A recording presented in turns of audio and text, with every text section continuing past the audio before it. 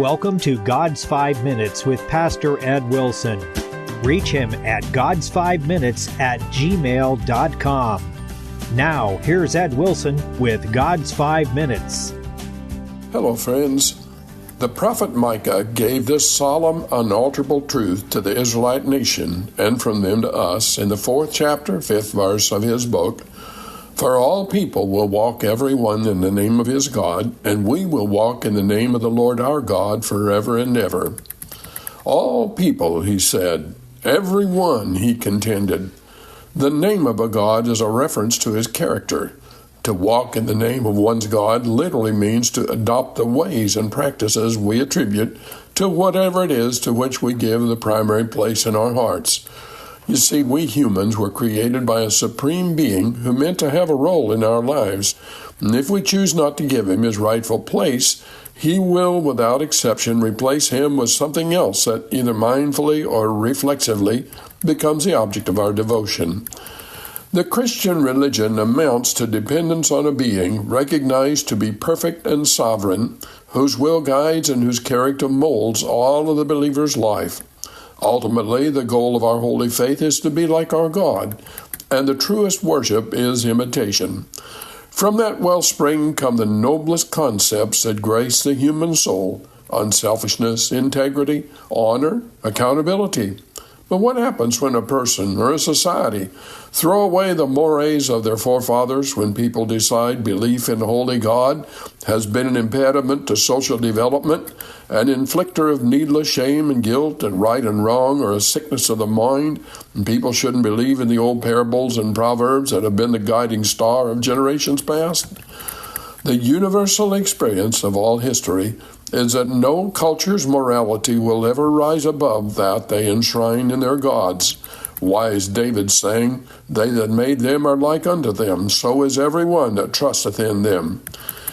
We people make things. We don't create them. We cannot cause something to exist from nothing. Not in the physical world, not in the spiritual world. We can only rearrange what is already there. So when a greedy man makes his God, he will make a greedy God. A lustful man will make a lustful God. The pantheon of the ancients is full of them. Swap a few names around and we find the temples built by the cultured and polished Greeks of Athens, or the Romans with their Colosseum, to be dedicated to gods and goddesses whose characters are really nothing more than Nebuchadnezzar's Marduk or the Philistines' Moloch of 2,000 years earlier. Most people throughout the developed world are too enlightened to revert back to the mythologies of the past, but that knowledge does nothing to change the fundamental human tendencies toward willful selfishness, and so people who would not dream of offering libations to the Roman goddess Venus become practical idolaters. Those who try to fill the place meant for God in their lives with humanism are predestined to morals that are narrowed and lowered to correspond with a vision that can only look downward at life's baser passions while neglecting the loftier stars above.